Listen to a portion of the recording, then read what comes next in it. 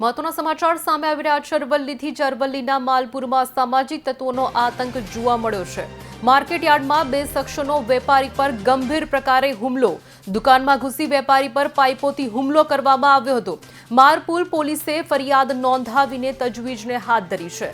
વેપારીઓ market yard ખાતે એકત્ર થઈ કરશે ભારે વિરોધ। હુમલાની સમગ્ર ઘટના સીસીટીવીમાં સામે આવ્યા છે।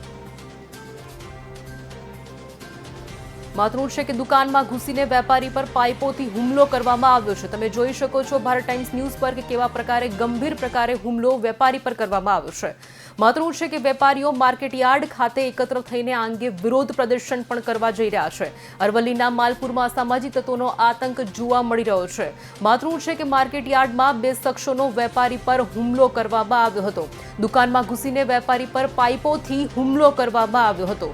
મહત્વનું છે કે આ પ્રકારે માલપુર પોલીસે ફરિયાદ નોંધવાની તજવીજ હાથ ધરી છે।